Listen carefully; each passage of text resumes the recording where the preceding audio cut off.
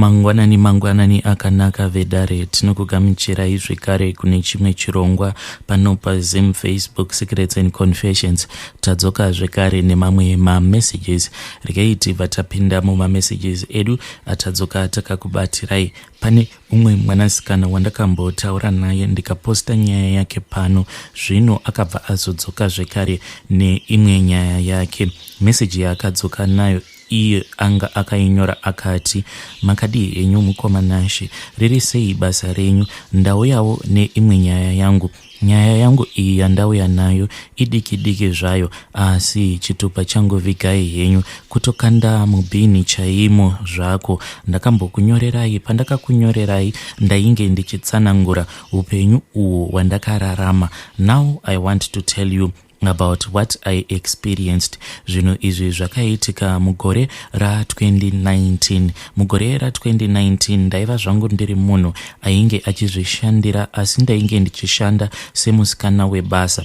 Asi pacho pandainge ndichishanda, mari yacho yandainge ndichipiwa, mari iyoyo yainge iri shoma, yainge isingatombondikwaniri zvachose. Ndaiziva kuti mwedzi waizotosara uchipera, but uchizosara uchinopera kudaro, mafone calls anenge atopinda ndichinzi kuchikoro kuri kudiwa chakati. Apa nekusaidi kumba kwandaigara ndisati ndatomboshanda, ndaibva ndatofonerwa kuti mumba hamuna chakati. Ndaisara ndisisina kana senti rekutenga kunyangwe zvekuzvitengera zviya zvekushandisa kana ndaenda kunguva yangu, masanitary ways oro mafuta ekuzora zvawo. Ndaizotoona kuti ndaisarirwa ndisina kana mari yekuti ndinge ndichizvitengera zvose izvozvo zvandinoda. Ndakabva ndazoti umwe mwedzi hangu mushure mekunge ndapiwa mari yangu, ndokubva ndati kusiri kufa kwacho ndekupi. Regedzai nditsvake pamafacebook vanhu vanoita zvekurombesa. Ndakabva ndazotanga kutsvaka vanhu vaya pafacebook, vaya vanoita zvekurombesa. Ndakatsvaka ndokubva ndazomuwana munhu uya, ndikabva ndazotanga kutaura naye. Munhu uyu ndainge ndichitaura naye paWhatsApp.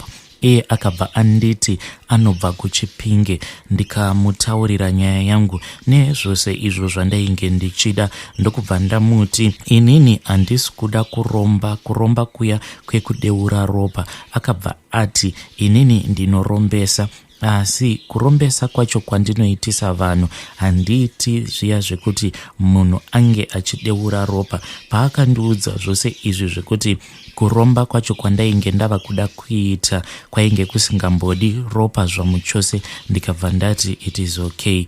Then vakabva vati chisenda mari iyi yavakati ndinge ndichivatumidzira, vakati ndinovatumidzira $40. Pandaizovatumidzira imwe $40 iyo yandinenge ndichivakwereta, hanzi kana zvinhu zvangu zvazoita ndo pandaizovatumidzira imwe balance yacho inenge yasara pamatare awa atainge tichiita. Ndikabva ndati kwavari, zvino ndisati ndakutumidzirai mari iyoyo yamuri kuda kuti ndinge ndichikutumidzirai, ndinokumbirawo kuti munge muchindijekesera kuti marules acho andinofanira kuti ndinge ndichizotevedzera mushure mekunge ndaita zvose izvi, ndabata zvinhu izvi. Marules acho andinofanira kutevedzera ndeapi? Ivo vakabva vati kwandiri, unofanira kuti unge uchizouya nemombe nembudzi pagore rega rega, wobva waita pati iya inonzi all white party. Asi iwewe nyama iyi haufaniri kuti unge uchiidya. Inini ndikabva ndati izvozvo zvega chete. Ivo vakabva vati hongu. Ndakabva ndaona kuti zvainge zvakanaka, ndokubva ndatora mari iya ndikabva ndazovasendera mari iyoyo kwavari. Zvino vakabva vanditi tenga macandles. Paunotenga macandles awa ndiri kuda kuti unge uchitenga macandles ered, but handizivi kuti chii chakabva chazoitika kwandiri, because mushure mekunge ndaenda kushop kunotenga macandles aya ainge achidiwa ari ered, inini ndakabva ndazongokaruka ndatenga macandles, asi macandles awa ndakamatenga ari white instead of red. Ndakabva ndadzokera kumba. Ndakati ndadzokera kumba kuya ndakabva ndavaudza ndikabva ndati ndazoita mistake, ndikabva ndazotenga macandles white. Vakabva vati it is okay, asi zvandava kuda kuita ndezvekuti iwewe ndiri kuda kuti unge uchitora glass nebhegi hombe then kana ava manheru na 12 midnight uri kufanira kuti unge uchizobatidza macandles iwawo ose awatenga ari 6. Ndiri kuda kuti unge uchimabatidza, asi paunomabatidza macandles awa unofanira kuti unge uchimaratidza kuglass nebag, then wobva wazozvisiya ipapo wobva waenda zvako kunorara.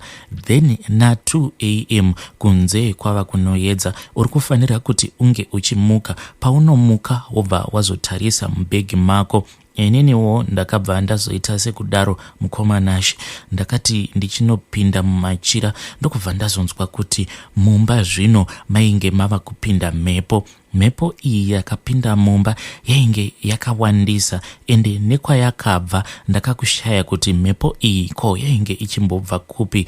Then mhepo iya yakati yavhuvhuta ichipinda mumba ndokubva yazovhuvhuta ichidzima macandles aya ose. Pandakaona zvinhu izvi zvava kuitika, neniwo ndakabva ndamuka ndikabva ndazobatidza zvekare macandles aya ndokubva ndazorara zvangu. Then kuma 1 ndo pandakabva ndanzwa foni yangu yava kurira. Ndokubva ndadaira foni iya. Ndakati ndichinodaira foni iya wanikwe munhu uya ainge ari muprocess yekundirombesa ndiye ainge andifonera, ainge achindiudza zvekuita pafoni ipapo. Ndakabva ndabvunza kuti ko kwakanaka here zvamandifonera. Ivo ndokubva vati kwandiri kuno kwandiri hakuna kana kumbonaka zvamo chose. Ndikabva ndabvunza kuti ko zvamuri kuti kwamuri ikoko hakuna kunaka zvachose, ko chii chiri kumboitika kwamuri? Zvikabva zvanzi nemunhu uya ainge achindirombesa, midzimu yekwenyu mwanangu yakasimbisa. Ndatombozama kuti ndinge ndichirwidzana nayo, asi zvaramba. Murume uya akabva ati mushure mekunge ndazama kurwisana nababa vako, asi baba vako vabva vandikurira pamasimba ende vabva vamira pakati vachiramba zvinhu izvi zvawanga uchida kuti tinge tichiita. Manje zvinhu izvi zvatanga tichiita inini handichakwanisi kuti ndirambe ndichingoenderera mberi ndichikubatsira. Kana iri mari yako ndichakusendera mari yako mangwana chaiye mari yako ndinenge ndatokutumidzira. Saka pandakanzwa munhu uyu achiramwa achiti iye haachakwanisi kuramba achingoenderera mberi nekundirombesa, ndakabva ndati pada kutamba. Ndakangoti ndichingopedza kutaura naye ndo pandakabva ndazofunga kuti regei ndimbobatidza macandles aya anga akadzima, but mira riya rakabva razongowira kwaro. Ndakangomuka ndokubva ndangobatidza ndokubva ndarara zvangu. For the first time ndo pandakabva ndazotanga kurota baba vangu, but handina kumbobvira ndavaona muupenyu hwangu. Ndakangovaona pamapictures chete. Kuvarota uku kwandainge ndichivaita ndiko kainge kari kekutotanga kutorotawo baba vangu, even though physically ndainge ndisina kana kumbogara ndakavarota. Asi usiku ihwohwo wandakazamawo kuti ndinge ndichiitawo izvi zvekuromba ndo pandakabva ndazotorota baba vangu vachiuya kuhope kwangu. Saka ivo baba vakati vauya kuhope ndokubva vati kwandiri, mwanangu, ndarwa hondo dzako. Hondo idzi dzandarwa ihondo dzawanga wazvitsvakira wega nekuda kwemari nhasi, asi mangwana kana ukazozvidzokorodza zvekare handizivi kuti hondo idzi dzawazvigokera ndinokwanisa here kuzodzihwina kana kuri kunzi ukaramba uchingozvigokera hondo dzakadai. Mwanangu, kubva muzuva ranhasi chigudzikana nezvauinazvo, wako mukana uchazouya. Ndakabva ndazopepuka ndikabva ndazotanga kuzvibvunza kuti ndanga ndava kuda kunyatsokuitei nhai.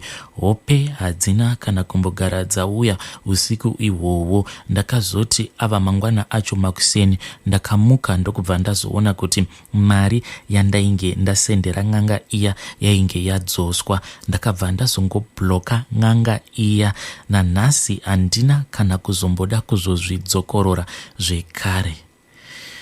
Hei vedare ndo meseji yandakatumidzirwa nyemwanasikana uyo. Hei zvakangooma hazvo veduwe, mwanasikana uyu akambonditumidzira meseji ndokubva ndazoiposta pano pagroup. Hei zvakangooma hazvo veduwe, please ngatitaure naye mucomment section. Regai tibva taenda panyaya yedu inotevera. Nyaya yedu inotevera yakamira sekudai so. Hanzi makadii zvenyu mukoma nashi. Ndinorangarira kuti mugore ra2014 apo pandainge ndichiri kurarama ndiri munzvimbo yeSouth Africa, kubva zvandakazotiza ndichibva munzvimbo yeSouth Africa, handina kana kuzomboda kudzokera kuSouth Africa ikoko. Nanhasi mukoma, mumwoyo mangu munongogara muine that feeling yekuti saka shuwa ndakatovhara vanhu mari dzavo. Mukoma, zvinhu zvacho zvakaitika sekudai so. Inini ndaiva nemurume wangu uyo wandainge ndichigara naye. Inini nemurume wangu tainge takatobva tose kuno kuZimbabwe. Saka then vana bamukuru vakoma vemurume wangu vakabva vazotangawo kuita zvechikorokoza.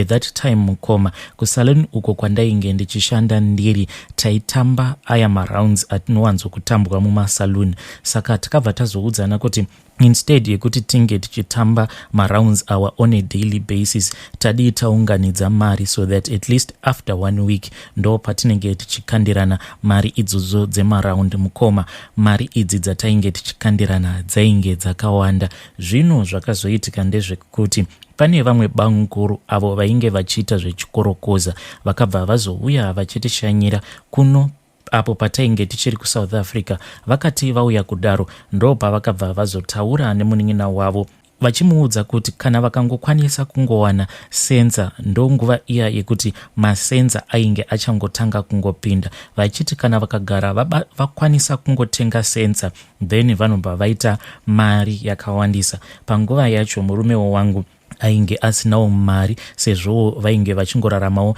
nezvemapeace job zvekungovakira vanhu, asi mapeace job awa aisawanikwa always. Saka murume wangu akabva azotaura neni akabva ati kwandiri, handitsvakirewo mari tikagara takwanisa kungotenga sensa iyi, then kana kuri kunzi vana mukoma vakaenda kumusha kana vakanonhonga mari, nesuwo tobva tazotongovatevera tobva tazoregedza zvekudzoka kuno kuJoni. Tinenge tava kungoita zvekungoshanda tichingotsvaka goridhe kudaro.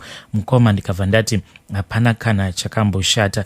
Then pane umwe musikana uyo wandainge ndichishanda naye kusaluni ikoko. Saka munhu wekuti aigara achingonetsana nemurume wake. Murume wake aiva munhu aigara achingomutorera mari. Saka akati akandirwa raundi yake ndokubva ati kwandiri, asi kana ndiri kukumbirawo kuti munge muchindichengetera mari yangu. Kana mandichengetera mari yangu pandinenge ndava kuzoda kuti ndinge ndichiishandisa then mubva mazondipa. Panguva yacho iye ainge achiti ari kuda kutenga zvipfuwo nemari yake yeraundi iyoyo. Saka mukoma, mari yandainge ndava kugara ndakabata ndiinayo mumba yainge yakati wandei. Murume ndokubva azondikumbira kuti tinge tichishandisa mari iyoyo, achiti iye kana tikashandisa mari iyoyo inobva yazokasika ikadzoka.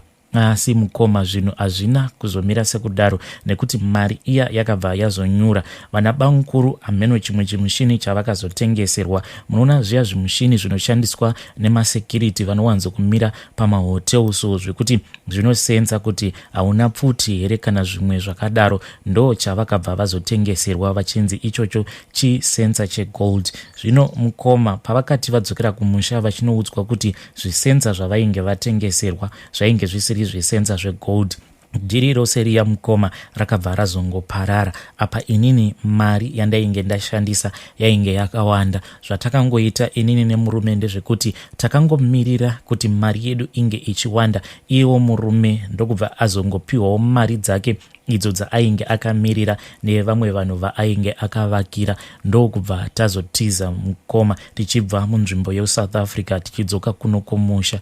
But this thing mukoma, ndinogara ndichingozvibvunza kuti saka vanhu vaya vandakatiza ndiine mari dzavo nanhasi uno vanoti kudii pamusoro pangu, but handina kuvatiza nenhau yekuti ndiri tsotsi, but painge painewo zvainge zvakaitika zvekuti ndega ndakashaya kuti ndozviexplaina ndichiti kudii. Hey, vedare ndo message yandakatumidzirwa ichibva kuna asisi vedu avo. Yei, zvakangoma zveveduwe. Asi please ngatitaurei navo mucomment section. Pane rimwe voice note randakatumidzirwa richibva kuna vanzvadzi vedu. Regai ndibva ndaplaya voice note iroro. Alright, mukomanashi. Nyaya iripo ndeyekuti ndinogara kurungu South Africa kusaidi rokuDurban. Saka zvakaitika pane mukadzi wandakataura nyaya dzatakataura nayo. Achibva anosvitsa, asi wakanosvitsa kuno mumwe mukadzi wechinhamba 3 achinotaura nyaya iyoyo zvandisina kutaura ini. Saka nyaya iyoyo yanga ichiinkluda muzuru shamwari yeuye akazonoudzwa kuti ini ndakati zvakati handimapaona. Saka mukadzi uyu akandiringa ini ndinogara kubasa, ndoenda kumba ari mafriday kana kuti saturday. Saka mukadzi uyu akandiringa saturday, ndakati wata kumba kwangu handinodi kwandinolodya kusiri kubasa. Achibva anditi iwe wakataura kuti pane munhu wakaudza kuti uri kufamba namainingi vacharombeswa. Anditi of which mukadzi uyu wakazonoudza muzulu kuti ini ndozvandakataura ava mafriends muzimba uyu nemuzulu machi friends. Saka ndo pane nyaya yangu. Saka nezuro ndakauya kuno kubasa, ndakatomuka usiku, ndakatongoti regai ndimuke because murungu anozonditora nemande kuseni kana ndaenda kuweekend kumba kwangu. Ndobva ndamuka ndobva ndati regai ndite kapeti ndimwe ndokuisa mvura yangu yekugisa ndokugisa, ndobva ndatobuda. Saka ndine hazvanzi yangu inogara ikoko futi kumalocation. Akanditi sisi mubhazi ratokwira ndakudzokera basa. Sisi ndaona vanhu tu vanga vari kumba penyu kuri wamuzimba unechi nemuzulu. Asi muzulu ava atombouyawoka akandivinga akati izvo ndakaudzwa namainingi kuti iwe ndozvawakataura. Saka ndoda kuti ubvise mombe 5 undiripe kana kuti ndokuindisa kumapurisa. Saka ndo nyaya iripo pakatoipa nezuro. Ini ndichangobva nemi ndakanyumwa sei, ndakangokurumidza kubuda pamba. Ndichangobva ini hanzi muzulu yeye nemuzimba vanga vatondivinga ane mapaona. Da kuti undiripe, toda kufona mapurisa, da kuti undiripe mombe 5. Saka apa ndiri kutosvika kudzokera kumba mukomanashi. Zvinhu hazvinondimirira zvakanaka, mumba mune zvinhu zvangu neproperty yangu. Handizivi nezuro because ndakazofona gogo apa next door anochengeta papa pangu nobva vanditi ndofunga vaida kutovhura dho kuona kuti ndirimo here, asi dhora rakakiwa. Asi muzulu watova neviolence mukadzi uyu achida kutovhura dho rangu kuti pamwe ndakiya nekunze here. Zvakaoma mukomanashi, handizivi kuti kumba kwacho ndine kudzokera sei because uyu muzimba washandisa muzulu kuti zvinyatsokuita mutsindu. Ndipanguva yakaoma, handisi kuti kumba ndikadzokera sei. Saka ndaida kuti mhepo izorora. Nyangwe ndikasvikapo ndaida kuti ndokutongosvika usiku kuti kana munhu wemota ndototuta ndotobva pambapo. Ndisingazozivi manext door because havasi kure vanava. Ndisingazivi manext door kuti pamwe vanogona kufona kuti munhu yadi auya uya mutaurichi nyaya yenyu. Saka ndo nyaya yangu mukomanashi. Zvekuti nezuro kana kuti denda ndakangoti 1-2 ndakanonoka kubuda pambapa ndandisingauyi kuno kubasa. Lucky enough ndogara kumaprasi Monday to Friday kana kuti Monday to Saturday ndoenda kumba kwandinolodya. Saka ndiri kuda kuti vasapinda mumba mangu, kana vakandishayiwa vasapinda mumba mangu, asachidzokazve kumba kwangu nemukadzi wemuzimbabwe. Handisi kuti chivindi chake ndechei. Mukadzi ndiye asingachatauri naye, tongogara mulaini rimwe, asi ndakangoavoida zviya zvokuti munhu unenge uchiona kuti handichada hangu zvokutaura navanhu sinzi zvandafigwa nemurume zvokuti uinde kudzimba dzavanhu vane varume vavo zvezvisingaiti. Unofanirwa kungogara pamba pako uchimainda your own business. Saka ndo nyaya iripo. Handisi kuti ndodzokera sei weekend iyo indobuda Saturday, handisi ndodzokera sei kumba ikoko because vanogona kuti ndichisvika vobva vatosvikawo apa iwe unokuda kututa. Saka handizivi kuti zvichamira sei. Ndiri kutotya kuti ndigare kuno ndohla futi kuti property yangu iri mumba vanokwanisa kupisa, vanokwanisa kutora. Handizivi kuti vanoita sei because muzulu atori neviolence, ndiye akatungamidzwa nemuzimba. Handizivi hangu. Apa ndatombotsvaka namba dzeazvanzi yeuyu mukadzi uyu muzimbabwe ndadziwana. Ndamboda kuti nditaure naye kuti vedu udzai azvanzi yenyu kuti asiyane nezvaari kuita izvi. Ndobva ndaona kuti ndisati ndatuta regai ndisiyane nazvo, kuti pamwe ndikawana chanzi ndikangoenda usiku hweSaturday ndotorongedza zvandokwanisa kurongedza. Sinzi hazvanzi yangu ichigara pedu anokwanisa kuzotora zvimwe oisa kumba kwake ndozopedzisira ikoko. zvakaoma mukomana shindapinda bhizi risingaiti vanhu vomuno kana vatongotanga violence hapana chakanaka. Saka handisi kuti nyaya yavari kuindira kuti kwaito kuindira kumapurisa yekuti hanzi ndakati unorombeswa neyemuzulu, hanzi ndakati kumuzimba iye unorombeswa neye muzulu because muri kuenda kupi kunganga. Ndo nyaya iripo. Ndapererwa mukomana shani ndakana simba kubva muzulu wepa akabva pamba pangu musi Saturday kana kudla ndizvi kusvika izvezvi ndongomati ye black kuti ndiwane simba apa ndiri kubasa zvakaoma.